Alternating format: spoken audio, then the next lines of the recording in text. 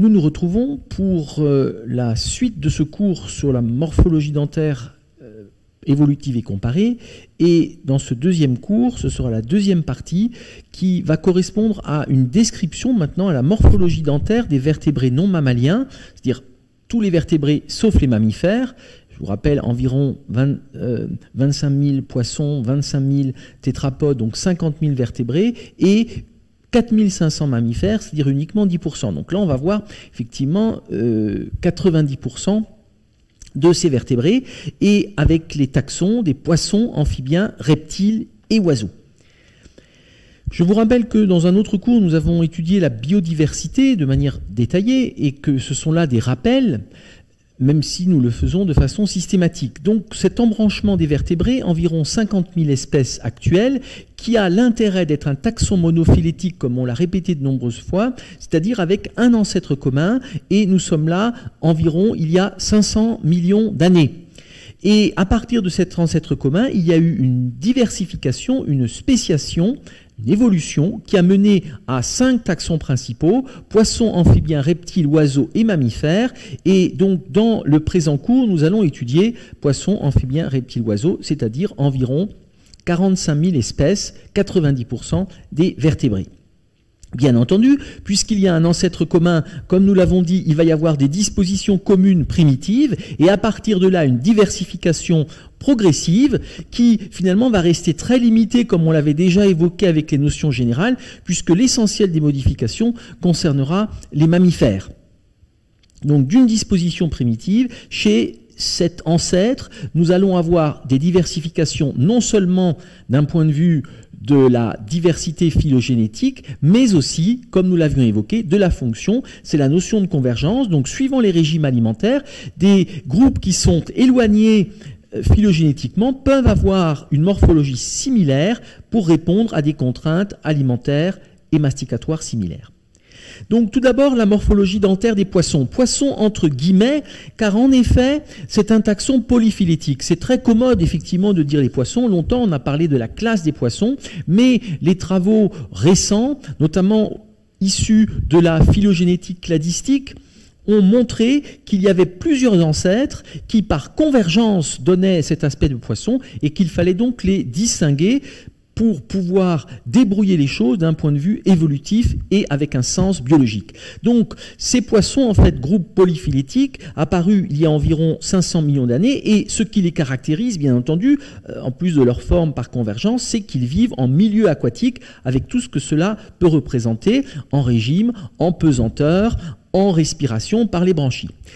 Caractéristique générale des dents de ces poissons, donc au sens populaire commun, environ 25 000. En règle générale, ce sont des dents qui sont très nombreuses, donc une polyodontie. Nous reprenons là les termes que nous avons définis et maintenant en les utilisant pour les différents taxons. Donc, polyodontie, ce sont des dents qui sont en règle générale simples, haplodontie, similaires, homodontie, avec un remplacement latéral et un remplacement existant pendant toute l'existence, c'est-à-dire une polyphyodontie. Bien sûr, il faut se reporter au premier cours pour pouvoir comprendre et suivre le deuxième. Mais après cette règle générale, il y a en réalité une grande diversité selon les taxons et les espèces de poissons. Alors, nous trouvons en pratique deux taxons différents qui, eux, sont monophylétiques. Le premier groupe, c'est le groupe des poissons cartilagineux ou chondrichtiens. Nous avons déjà évoqué ce terme. Donc, ichthos le poisson et chondri le préfixe qui désigne le cartilage. Ce sont les poissons cartilagineux. Ils n'ont pas encore de tissu osseux.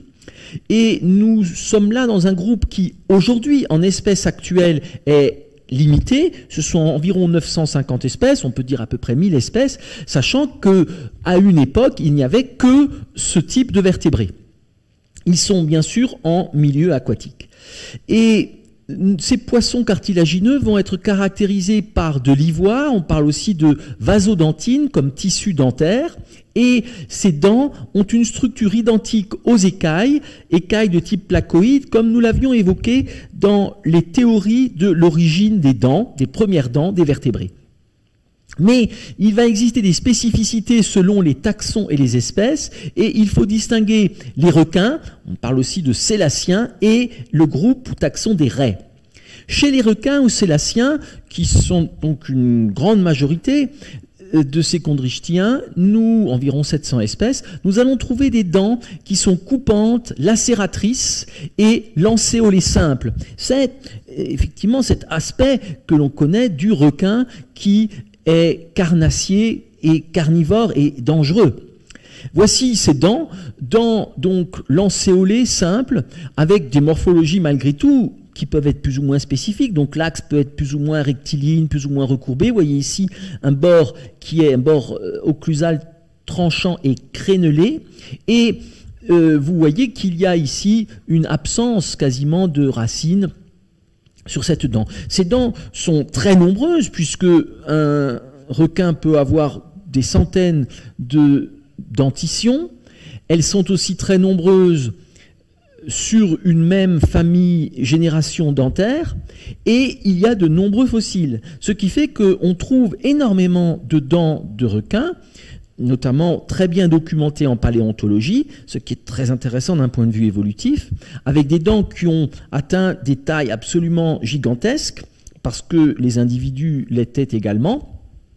Et ces dents, qui sont à la fois esthétiques, mais aussi finalement très courantes, sont utilisées assez fréquemment, suivant les cultures, comme bijoux, comme pendentifs. Donc, qui n'a pas vu déjà un pendentif avec une dent de requin sur la plage? Donc, ces dents ressemblent effectivement aux écailles placoïdes ou écailles élasmoïdes qui recouvrent en partie ou en grande partie le corps, la peau de ces requins chondrichtiens. Vous voyez cette similitude, ici nous sommes bien sur ces écailles placoïdes et il y a une similitude de forme, et du coup c'est bien sûr pour cela que l'on a imaginé ces théories de continuité entre ces écailles et ces dents, ce qui a été par la suite confirmé en grande partie par des données de biologie moléculaire. Donc voici ici ces figures tout à fait classiques. Vous voyez ces dents simples, donc aplodontes ici, lancéolées, et qui finalement sont toutes similaires, donc ici homodontes, et nous voyons plusieurs générations, nous voyons ce remplacement latéral avec un début qui se fait à l'intérieur de la cavité orale, puis la dent qui se retrouve ici en situation supérieure, qui vient s'user, puis toujours une progression vers l'extérieur et qui vient tomber. Et ces dents, vous voyez, peuvent facilement se séparer de leur support. On voit qu'il en manque une ici, mais elle va être assez rapidement, ou même rapidement, remplacée par ce phénomène de suivi latéral. Voilà, ici un autre exemple. Vous voyez que les dents peuvent être parfois moins lancéolées et plus de forme cylindro-conique, comme ici, suivant les espèces. On retrouve ici un grand nombre de dents, on retrouve ici des notions de rangée, de génération et de famille dentaire, donc qui partent du bas de la cavité orale, remontent ici à la partie supérieure, puis s'usent, descendent et tombent vers l'extérieur. Deuxième groupe, c'est le groupe ou taxon des raies et torpilles, plus limité, environ 200. Et la particularité, c'est qu'effectivement les raies et torpilles sont très proches des requins, mais d'un point de vue phylogénétique, mais ont un régime spécialisé. Et ce régime spécialisé va entraîner, malgré la proximité de classification phylogénétique, va entraîner des contraintes particulières et donc une forme, une morphologie particulière. En l'occurrence, ce régime spécialisé, c'est le fait de manger des mollusques, des crustacés et des échinodermes, notamment donc des mollusques, des coquillages, dont il faut casser, dont il faut broyer des parties dures ou la carapace ou chitine des crustacés ou des échinodermes comme des oursins. Donc, bien entendu, il va falloir avoir quelque chose de tout à fait différent des requins qui avaient un besoin tranchant pour le régime carnivore de type carnassier. Et ici, ce seront au contraire des dents broyeuses qui vont former une plaque, ou on dit aussi plage dentaire. Ce sont des dents qui sont petites, de très petite taille, et serrées les unes contre les autres, et qui forment des éléments souvent de type hexagonal. Donc un motif qui se répète. Voici ici cet aspect, vous voyez qu'on est très différent d'un point de vue morphologique de ce qu'on a vu chez les requins. Voici ces nombreuses petites dents avec toujours ces rangées qui forment des familles avec le remplacement latéral de la cavité orale vers le dehors. C'est une homodontie, elles sont toutes petites, elles sont rapprochées et elles viennent former cette espèce de pavage au niveau maxillaire, au niveau mandibulaire. Ici, des images d'un très beau travail en microscopie électronique ou un balayage où l'on voit ici, eh bien, et en reconstruction tridimensionnelle, ça peut aussi se faire en microscanner. Vous voyez ici ces petites dents hexagonales qui viennent se resserrer et qui forment finalement une plaque unique et on aura là ce système broyeur avec des différences, bien sûr, suivant les espèces. Mais c'est ici un exemple tout à fait exceptionnel d'adaptation alors que nous sommes assez proches phylogénétiquement, réduction en miniature et cet accolement pour former une plaque tout à fait adaptée à broyer des structures très dures. Voici ici une autre illustration de ces éléments, ça c'est une gravure ancienne de ces plaques dentaires et ici une autre vue avec ces petits éléments qui viennent fusionner, mais l'origine est toujours la même. Ce sont de multiples petites dents simples et sur plusieurs rangées de générations qui viennent se fusionner. Deuxième taxon parmi les poissons, ce sont les poissons osseux, ostéichtiens, donc toujours ictos, le poisson, et ostéi, le préfixe qui désigne l'os, environ 24 000, c'est-à-dire la majorité des poissons actuels. Et l'intérêt, c'est que c'est un taxon monophylétique, c'est-à-dire qu'il existe un ancêtre commun pour tous les ostéichtiens, et ce n'est qu'une fois au cours de l'évolution des vertébrés que l'os, que le tissu osseux est apparu. Et à partir de là, tous les vertébrés vont avoir de l'os, et l'os que nous avons en tant que mammifères, primates et espèces humaines est hérité de cet ancêtre commun des ostéichtiens. Petite parenthèse, en français, on ne met pas de H après le T, alors qu'en anglais et dans de nombreuses langues, il y a un H avant le T et un H après. Donc c'est une particularité, on va dire, de la traduction de la version française, qui est plus commode à lire d'ailleurs. Donc ici, bien sûr, toujours des poissons qui sont en milieu aquatique. L'intérêt, c'est qu'ils ont un ancêtre commun. Ces dents des ostéichtiens sont en général des dents coniques, simples, préhensiles, c'est-à-dire pour attraper des proies, qui sont constituées d'ivoire avec de la vasodentine et de l'ostéodentine, ce qui est une nouveauté, et en variété. Elles sont nombreuses. Nous trouvons des dents en velours qui sont petites et serrées. Ça pourrait être similaire un petit peu à ce qu'on a vu chez les raies, miniaturisation, et elles se serrent, ce qui forme une surface qui a pu être comparée à du velours. Dents en brosse, donc c'est la même chose, des dents qui sont serrées, mais de taille plus grande que dans les dents en velours. Et puis, il existe aussi des poissons qui n'ont pas de dents, une anodontie chez l'esturgeon ou l'hippocampe. Particularité des dents des poissons, mais là on rentrerait dans des détails histologiques et biochimiques qui sortent du cadre de ce cours. Il y a un petit capuchon de tissu minéralisé qui est spécial, qui est spécifique, qu'on appelle acrodine. Et ce petit capuchon caractérise notamment les actinoptérygiens. Actinoptérygiens, donc ptérygien qui désigne la nageoire, ou aile, et actino avec des épines. Donc ce sont des nageoires avec des épines. C'est la majorité des poissons qui ont donc ce petit capuchon d'acrodine. Voilà ici un poisson osseux, et nous voyons ici ces dents simples, de nouveau multiples, toujours un remplacement latéral, vous voyez, qui sont cylindro-coniques, et là de taille à peu près aussi similaire. Il peut y avoir des différenciations. Vous voyez qu'ici, on a une hétérodontie dimensionnelle. Elles sont toutes similaires, elles sont bien cylindro-coniques, c'est une haplodontie, donc des dents simples. Mais vous voyez ici cette taille tout à fait considérable de dents antérieures, avec une réduction ensuite. Et bien sûr, ceci va être très efficace comme crochet et pour attraper les proies. Et c'est dans ce cas de figure, notamment chez le brochet, qu'on peut trouver des dents avec un ancrage de type élastique, donc qui va permettre que la proie rentre, la dent se rabat, puis revient à sa disposition en prenant la proie dans la bouche. Voici ici un autre exemple, vous voyez, de ces dents. Bien sûr, on est très proche de ce qu'on a vu chez les requins, avec certaines particularités. Vous voyez, ces dents extrêmement nombreuses. Alors, suivant la taille du poisson, elles peuvent être minuscules ou au contraire beaucoup plus grandes, et l'on retrouve toutes ces caractéristiques, donc des dents simples, cylindro-coniques. Ici, elles sont légèrement incurvées vers l'arrière, et vous voyez les rangées avec ce remplacement latéral, donc de très nombreuses dents et de très nombreuses dentitions, générations dentaires. Les poissons sont connus aussi par énormément de fossiles, d'une part parce que c'est un grand groupe, il y a 25 000 espèces de poissons actuelles, mais il y en a au moins autant, sinon plus en fossiles, et qui sont bien conservés et qui permettent donc un suivi évolutif assez précis. Ensuite, nous allons voir la morphologie dentaire des amphibiens, qu'on appelle aussi les batraciens.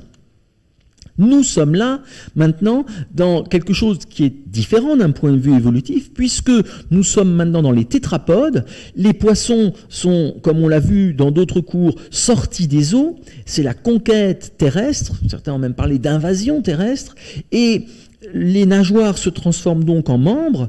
Ce sont ces membres paires, antérieurs et postérieurs, que nous avons vus dans l'anatomie générale, dans le cours d'anatomie générale des membres, et qui ont un plan similaire en avant et en arrière, et parallèlement, bien sûr, il faut vaincre la pesanteur, les sources alimentaires seront différentes que dans l'eau, et nous aurons également des poumons qui vont apparaître et non plus des branchies pour capter l'oxygène et donc l'oxygénation du sang.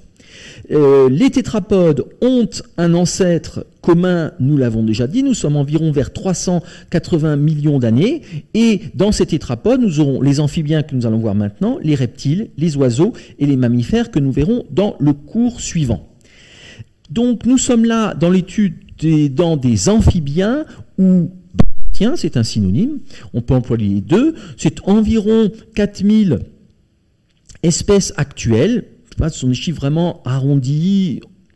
Ici, ce qui est important de noter, c'est que c'est un taxon monophylétique avec donc un ancêtre commun pour tous les amphibiens, puis une diversification dans le groupe, et on est environ à 250 millions d'années pour les plus anciens connus, c'est-à-dire au début de l'ère secondaire.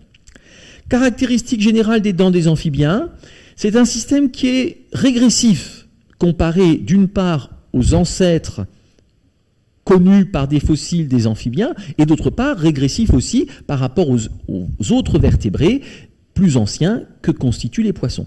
Nous trouvons au point de vue tissu de l'ostéodontine qui est surmontée d'un capuchon d'émail, mais surtout nous allons voir qu'il existe des spécificités selon les deux taxons. Il y a deux taxons parmi les amphibiens, d'une part les urodèles et d'autre part les anoures. Tout d'abord, le groupe des urodèles, donc au sein des amphibiens, ceci correspond aux salamandres, tritons, etc. C'est-à-dire, ce sont des amphibiens qui ont une queue, qui conservent la queue chez l'adulte. En effet, les amphibiens ont la particularité, d'où d'ailleurs leur nom, amphibien, c'est une vie qui est double, à moitié dans l'eau, à moitié dans l'air. Vous savez que chez le tétard, il y a donc des branchies et une queue et une vie aquatique, et c'est l'adulte qui perdra sa queue chez certains, mais qui est conservé ici chez les urodèles et avec des poumons chez l'adulte. Donc salamandre et triton, je pense que tout le monde en a vu, même s'ils deviennent beaucoup plus rares malheureusement, par rapport il y a même quelques dizaines d'années. Ces corps donc conservent la morphologie générale primitive des tétrapodes, quadrupédie et cette longue queue. Chez les urodèles, il y a des dents à la fois au niveau maxillaire et au niveau mandibulaire. Ce sont des dents qui sont coniques, réduites, donc de petite taille, et qui sont fixées par ankylose acrodonte, ce qui est donc différent de ce qu'on avait vu chez les poissons avec une attache de type fibreuse. Voici ici un triton classique, on en voit encore avec un peu de chance en Alsace, même si les milieux ont été malmenés, et ici un crâne d'urodèle, avec, vous le voyez, des dents qui sont de petite taille, à la fois au niveau maxillaire et mandibulaire. Elles sont similaires, cylindro-coniques, légèrement recourbées, mais malgré tout de type atrophique, avec aussi moins de nombre de dentitions. Deuxième groupe parmi les amphibiens, ce sont les anoures. Les anoures ont perdu la queue, leur queue. Donc le tétard a encore une queue, mais Dans le passage à l'état adulte, il y a donc d'une part l'apparition des poumons, perte des branchies, et d'autre part la perte de la queue. En plus, les anours sont spécialisés d'un point de vue locomoteur dans le saut. Et ils se reconnaissent aisément d'une part par l'absence de queue, mais aussi par des longues pattes postérieures qui vont favoriser le saut, comme on l'a aussi vu par ailleurs en locomotion, alors que les urodèles ont une quadrupédie standard, avec donc une même longueur pour les membres antérieurs et les membres postérieurs. Donc c'est facile de reconnaître les urodèles des anours au premier coup d'œil. Ceci correspond notamment aux grenouilles, crapauds, rainettes.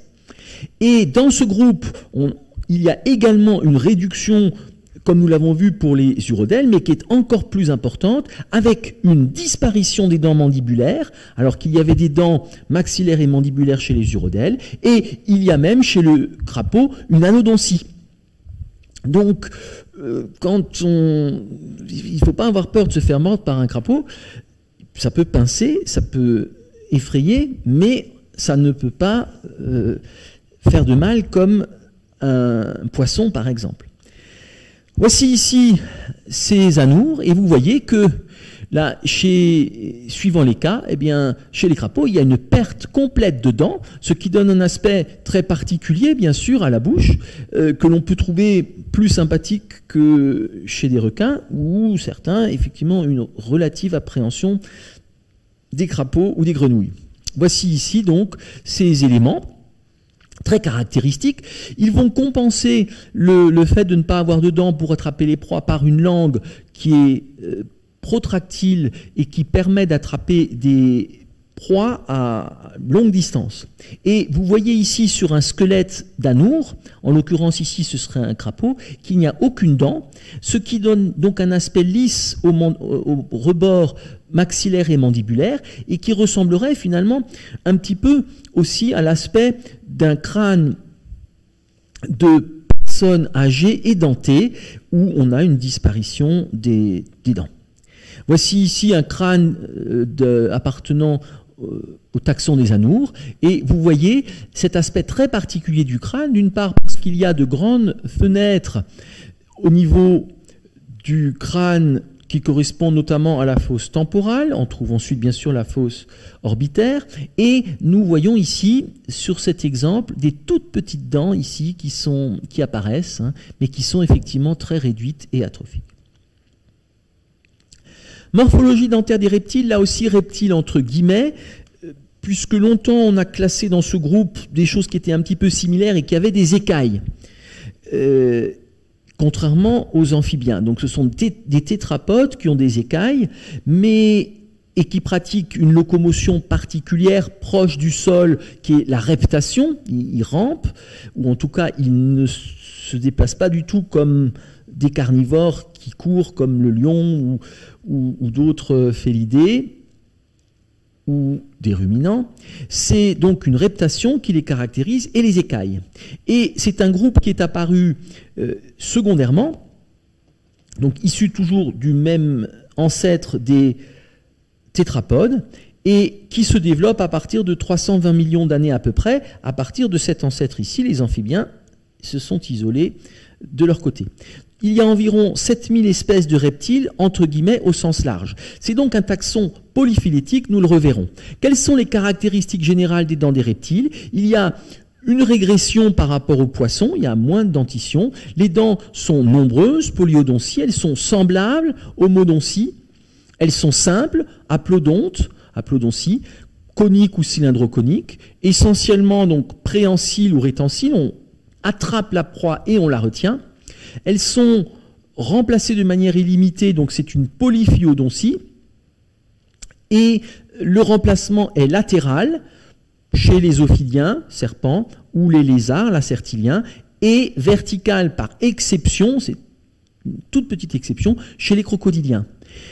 L'attache, mes crocodiliens, on le verra, qui sont très à part. L'attache se fait par ankylose chez la plupart, et c'est une gomphose chez les crocodiliens, là aussi par exception.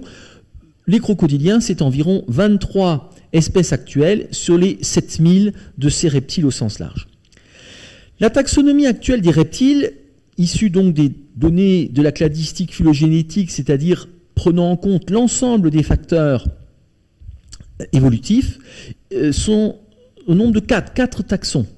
Les chéloniens aux tortues, les squamates, les sphénodontiens qui sont très proches des squamates, mais il n'y a que 2 espèces qui sont juste intéressantes d'un point de vue évolutif, et les crocodiliens, 23 espèces. Donc tout d'abord, au sein des reptiles, les chéloniens, synonyme tortue, ce sont les tortues. Environ 300 espèces, tout le monde a vu une tortue avec la carapace sur le dos, et ces chéloniens ont un ancêtre commun, c'est un taxon monophylétique, c'est pour ça qu'on les distingue et qu'on les étudie. Les tortues se caractérisent par la disparition totale des dents, une anodontie. Donc c'est vraiment une spécificité évolutive. De toute façon, chaque taxon a ses particularités et finalement une sorte de mosaïque de caractères. Et cette anodontie, il faut quand même qu'il y ait une rétention possible, et ceci est compensé par un étui corné ou bec, donc les tortues ont effectivement un bec, et une disparition totale des dents. Donc en revanche, autant un crapaud ne fait pas trop de mal, hormis s'il est venimeux, mais une tortue qui pince avec son bec, ça fait mal. Voici ici donc la tête d'une tortue, sa carapace, et ici ce bec corné et une absence de bec corné, ou un étui corné qu'on appelle bec communément, et absence de dents. Voilà ici donc cette tortue de face, vous reconnaissez bon, les yeux, les narines, et vous voyez ici qu'il n'y a pas de dents, et en revanche, sur le bord ici, on a quelque chose qui est dur, qui est de la corne, qui est corné, et qui permet d'attraper les éléments. Voici ici le crâne, donc c'est un crâne qui est très différent de ce qu'on a vu chez les anours, puisque là c'est l'inverse, on a l'impression qu'il y a très peu de cavités, que l'os est très massif, et nous voyons cet aspect avec une absence de dents tant au niveau maxillaire que mandibulaire, qui donne aussi un petit peu l'allure d'une personne âgée, édentée. 300 espèces, donc, avec un ancêtre commun, et il y a la perte des dents qui va être partagée par l'ensemble des espèces qui se diversifient. Deuxième taxon au sein des reptiles, et qui est de très loin le plus nombreux, c'est la quasi-totalité de ce qu'on appelait entre guillemets les reptiles, ce sont les squamates, environ 6850 espèces, et nous sommes là dans un nouveau groupe, pas rentrer obligatoirement dans le détail ici, mais pour être quand même cohérent, nous sommes là dans un nouveau groupe qu'on appelle les lépidosauriens, ou lépidosauriens, qui sont ici, donc qui ont un ancêtre commun pour tous les lépidosauriens, dont les squamates, qui ont aussi un ancêtre commun, sont issus. Donc c'est la majorité des reptiles. Et nous trouvons dedans les sauriens, lézards, caméléons, geckos, iguanes, orvets, varans, et qui appartiennent à une lignée qu'on appelle les diapsides. Les dents des squamates se caractérisent par une homodontie. Ce sont des dents donc toutes similaires, de type conique simple. Et la fixation se fait par ankylose, soit acrodonte par la base, soit pleurodonte par le côté. Parmi ces squamates, il y a les ophidiens, synonyme serpent, avec des spécificités que nous réévoquerons. Voilà ici un exemple de squamate, et vous voyez ici ces dents toutes similaires, donc ici de type lancéolé, ou suivant les cas cylindroconique. Voilà ici un autre exemple de squamate, avec ici ces dents qui sont de type cylindroconique, mais si vous regardez bien, il y a des petits denticules, des petits créneaux ici, donc qui vont être caractéristiques des différentes espèces. On a ici quand même une réduction de dents par rapport à ce qu'on trouverait chez des poissons, donc une homodontie. Parmi ces squamates, donc, qui représentent la majorité des reptiles, il y a un groupe qu'on appelle les ophidiens ou serpents. C'est environ 2500, donc c'est quand même un nombre assez colossal. Il y a là un ancêtre commun également, c'est pour ça toujours que c'est intéressant. On ne distingue plus que des groupes qui ont un ancêtre commun, ce qui permet donc de comprendre ce qui se passe au point de vue génétique. Et chez ces serpents, on va en trouver certains qui ont une dent creusée, donc soit une dent pleine, soit une dent creusée. Nous l'avions évoqué dans l'anatomie générale et dans les définitions générales. C'est ce qu'on appelle la glyphodontie, le fait odontie que les dents aient une soit une gouttière, soit un canal qui les creuse, en plus de la cavité dentaire pulpaire. En grec, nous l'avions dit également, qui vient de glyphé, qui veut dire ciselure très gravée en creux. Par ailleurs, donc, cette cavité pulpaire est constante, c'est donc quelque chose qui est en plus soit gouttière, soit canal. Et parmi les serpents, nous trouvons, la majorité sont des serpents non venimeux, boa, anaconda, et notamment ces serpents, pas tous parmi ceux qui sont venimeux, mais certains qui sont donc constricteurs ou étrangleurs et qui étouffent leur proie. Et il existe, et là aussi c'est quelque chose de tout à fait merveilleux dans cette évolution, il existe des serpents venimeux, comme d'autres espèces peuvent être venimeuses aussi chez des insectes.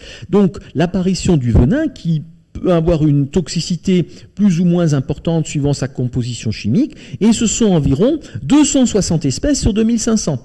C'est-à-dire qu'il n'y a que 10% des serpents qui sont venimeux, et encore le venin n'est pas toujours de même efficacité. Et cela des glyphodontes, c'est-à-dire que les serpents venimeux vont avoir des dispositions qui vont permettre au venin d'être réparti ou inoculé de manière plus ou moins efficace. Et nous allons trouver notamment la notion de crochet venimeux, c'est-à-dire des dents qui vont être plus longues, qui vont donc permettre de pénétrer dans le corps de la proie et d'injecter ou de faire écouler du venin, ce venin étant excrété par une glande particulière, c'est une glande salivaire qui simplement est transformée par la composition de sa salive et qui est donc une salive de type venimeuse. Donc c'est une glande salivaire spécialisée et qui est au niveau ou du palais ou du plancher oral, et l'excrétion va se faire sur la dent, s'écouler contre la dent ou voire dans la dent. Donc ces serpents venimeux et les serpents de manière générale peuvent avoir soit une dent cylindroconique simple, donc sans sillon, qu'on va appeler aglyphe, mais ici, si le venin est sécrété au bord de la dent, il se disperse. La dent va l'injecter, mais il se disperse. Donc on aura une efficacité réduite. Si on a ici une gouttière, on a la glande salivaire venimeuse, et donc cette gouttière va aider à guider l'écoulement du venin pour l'amener vers l'apex, et donc ce sera déjà une efficacité plus importante. Et le plus efficace, c'est bien sûr le type solénoglyphe ici, où là, ce n'est plus une gouttière, mais vraiment un canal. Voilà l'entrée du canal, voilà la sortie. Et donc, le conduit de la glande venimeuse arrive ici et vient se terminer, ce qui fait que quand l'animal mord, directement, le venin est injecté. C'est vraiment comme une seringue, et c'est donc une perfection de l'évolution que d'arriver à cela. Mais je vous rappelle, les serpents venimeux, ce n'est que 260. Et donc, ce n'est que 10% des serpents, et ce n'est 260, c'est rien par rapport à l'ensemble des vertébrés. Et donc, je rappelle, ici, c'est bien ce canal qui est indépendant de la cavité pulpaire, c'est-à-dire qu'il y a bien deux éléments creusés. Donc, les dents pleines à glyphe, comme on l'a dit, le venin est déposé à la base de la dent. En général, c'est une dent maxillaire postérieure, et ce sont des serpents qui sont donc non venimeux, par exemple couleuvre, boa, anaconda, python. La dent cannelée, c'est-à-dire cannelée, c'est ici une gouttière, c'est un simple sillon sulcus gouttière, qui a une situation variable, et très souvent ceci correspond au type opistoglyphe. En grec, opistène, c'est derrière en arrière, et on trouve une ou deux paires de dents maxillaires postérieures.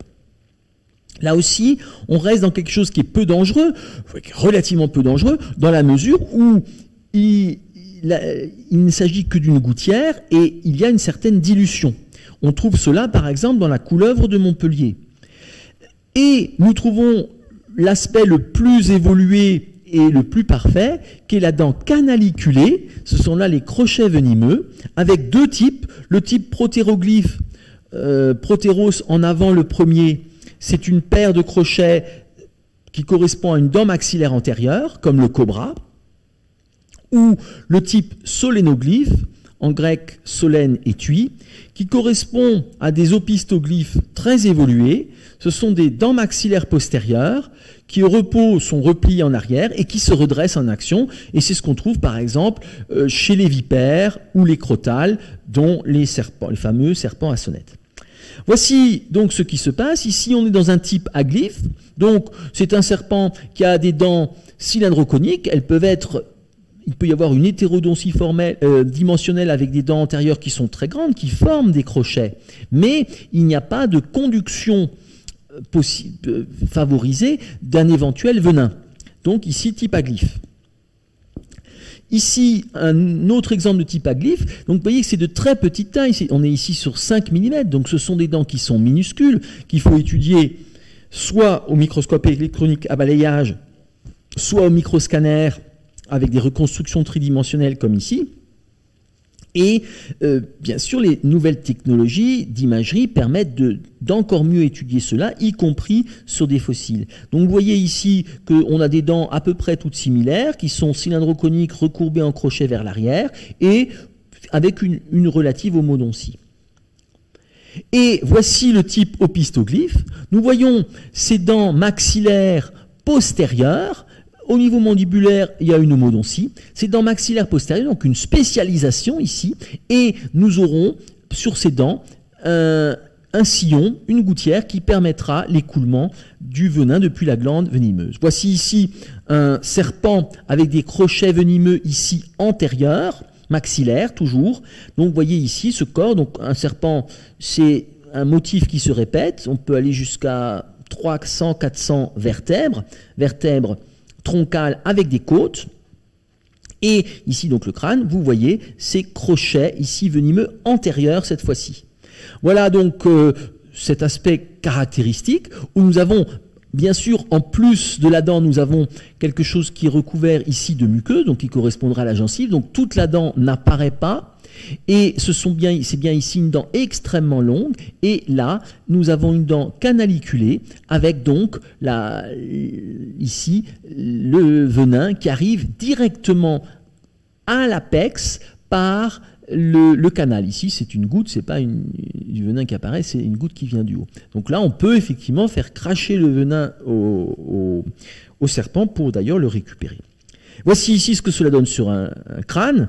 Donc là, c'est vraiment le type très perfectionné. On voit ici l'entrée du canal. Voici ici ces crochets venimeux, vous voyez, qui sont d'extrêmement grande taille, même s'il n'y a qu'une partie qui apparaît lorsque l'on est sur l'individu vivant. Et en bas, vous voyez qu'il y a finalement peu de dents, une homodontie.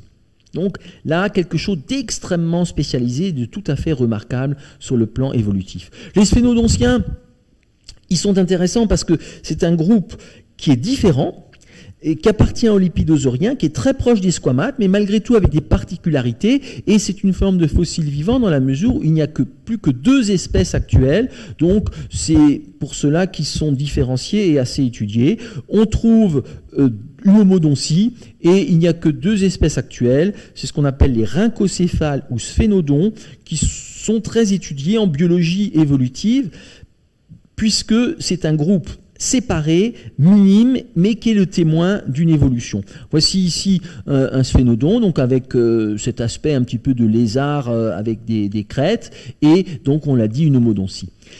Dernier groupe des reptiles, et qui est très à part, ce sont les crocodiliens. Il n'y a que 23 espèces. Alors souvent les gens confondent les différents types de reptiles, les lézards et les crocodiliens. Les lézards sont donc bien dans les squamates, mais ici on est carrément dans un nouveau groupe. On était dans les lipidosauriens, et là, c'est un groupe qu'on appelle les archosauriens, qui est donc plus évolué et duquel vont être issus les mammifères, les oiseaux et les mammifères.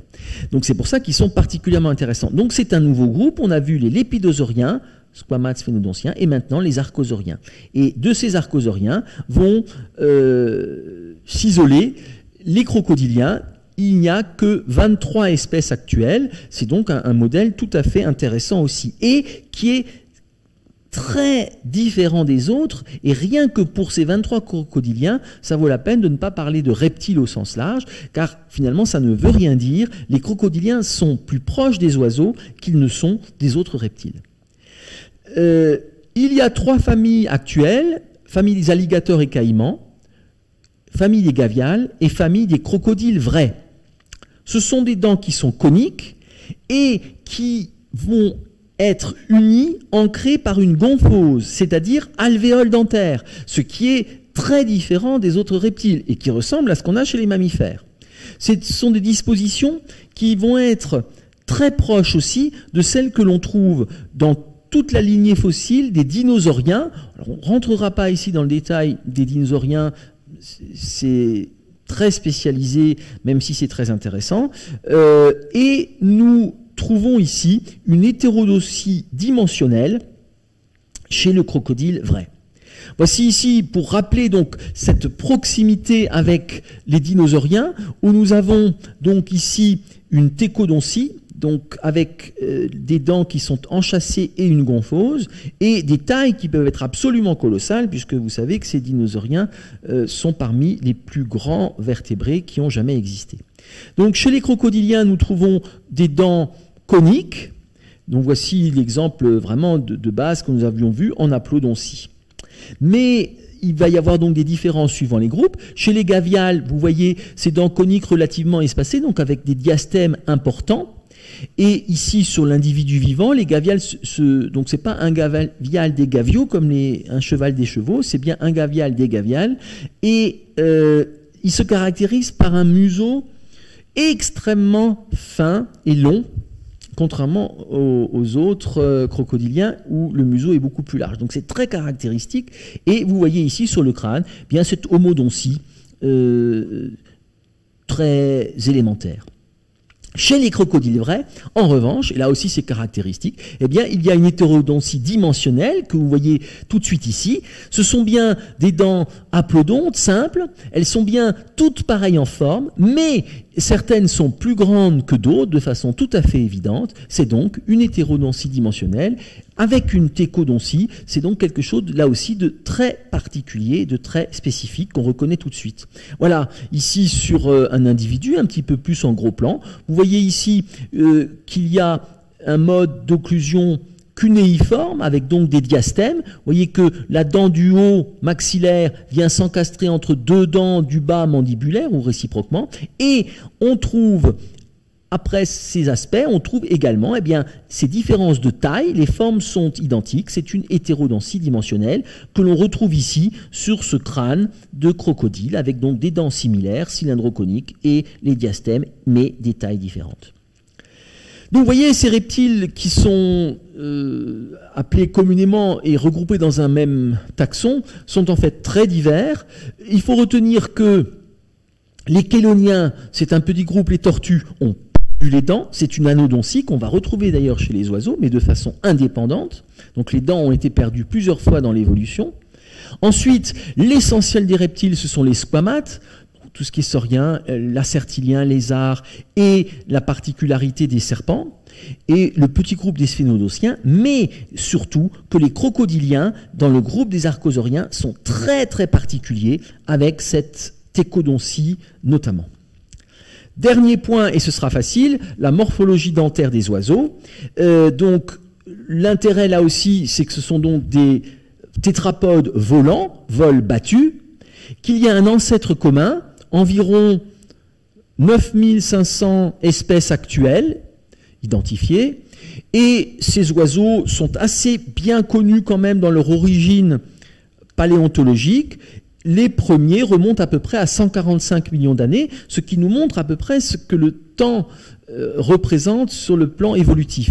Donc d'un ancêtre unique, nous avons aujourd'hui, en 145 millions d'années, 9500 espèces différentes, et il y a effectivement d'innombrables différences de taille, de forme, de fonction, de régime entre les oiseaux. Malgré tout, il y a un ancêtre commun, et quel que soit leur milieu, quel que soit leur environnement et leur alimentation, nous allons trouver une perte de dents. Et c'est remplacé par un bec. Bien sûr, avec des formes extrêmement variables. Alors, relation phylogénétique entre reptiles et oiseaux. Les oiseaux sont, comme les crocodiliens, des archosauriens. C'est-à-dire, comme on l'a déjà dit, les crocodiliens sont beaucoup plus proches des oiseaux que des autres reptiles qui sont des lépidosauriens. Ceci est très important. Il y a plein d'autres éléments qui ont des similitudes entre les crocodiliens et les oiseaux, ne serait-ce qu'au niveau de la morphologie des cavités cardiaques. Et les crocodiliens, avec les archosauriens et les oiseaux, sont plus proches des mammifères que des autres reptiles.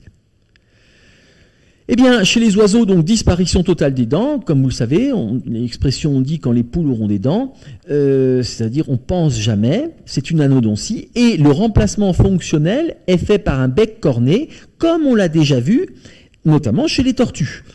Simplement, ici, le bec est beaucoup plus spécialisé et prend des formes extrêmement variées, et parfois même exubérantes, suivant les régimes, carnivores ou au contraire folivores, insectivores. Donc suivant les régimes des oiseaux, vous allez avoir des becs très différents, ou piscivores qui mangent des poissons.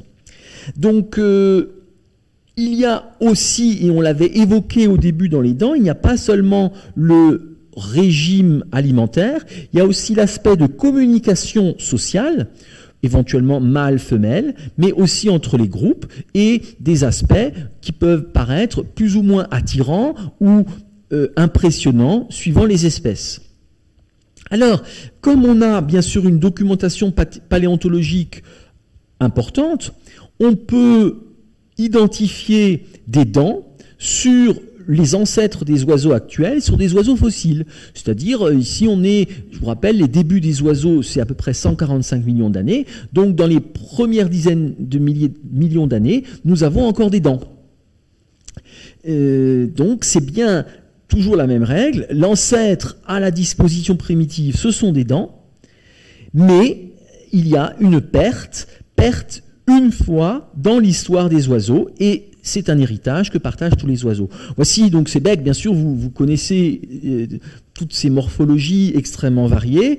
Là aussi, c'est extrêmement intéressant d'étudier en détail ces morphologies en lien d'une part avec le milieu et avec l'alimentation. Ici donc un aigle avec ce bec qui va être très efficace pour dépecer la proie.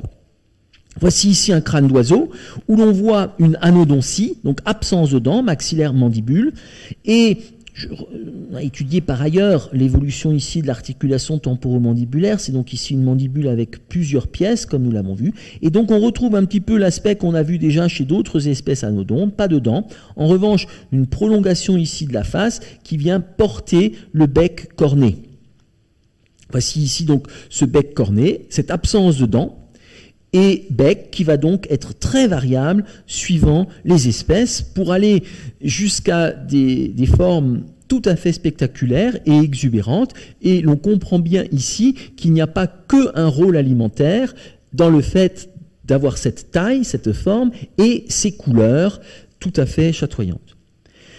Alors, une question qui s'est longtemps posée, c'était effectivement, les dents avaient disparu, d'en reconstituer le mécanisme génétique. Et il y a cette expression que je viens de citer qui est « quand les poules auront des dents », ce qui veut dire « jamais ». Eh bien, il y a eu premièrement un travail qui a montré que le gène ou les gènes qui permettaient l'expression dentaire n'avaient pas disparu, mais étaient simplement inhibés. Ce qui est tout à fait intéressant. On aurait pu imaginer qu'après 145 millions d'années, le gène est totalement disparu, a été éliminé. Non, il est là, et donc on a réussi par des manipulations entre guillemets génétiques à refaire exprimer ces gènes et donc à faire des poules avec des dents, ceci en permettant l'expression génique. Ça, c'est un premier point. Donc, c'est-à-dire que le gène n'est pas perdu, ou les gènes ne sont pas perdus, ce qui est tout à fait intéressant d'un point de vue conceptuel.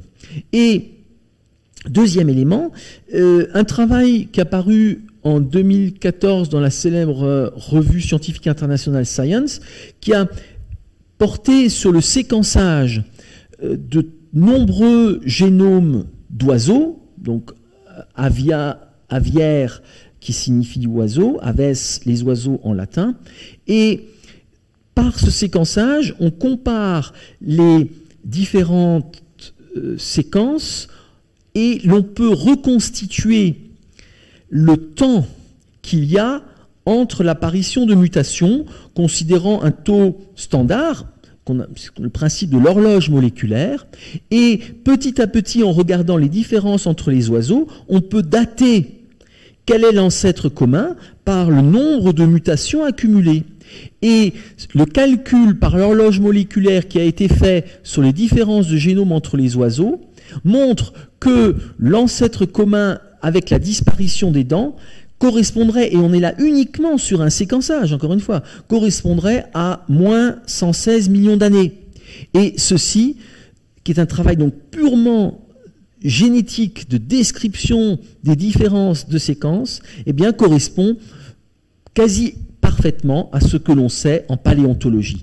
Donc là aussi, ce qu'on avait observé depuis le début du 19e siècle en paléontologie se trouve aujourd'hui confirmé, affiné, précisé par les données moléculaires. Voici donc pour ces poissons, amphibiens, reptiles, oiseaux, et nous l'avons dit 90% des vertébrés, et dans le cours suivant, nous nous intéresserons aux dents des mammifères. Je vous remercie pour votre attention.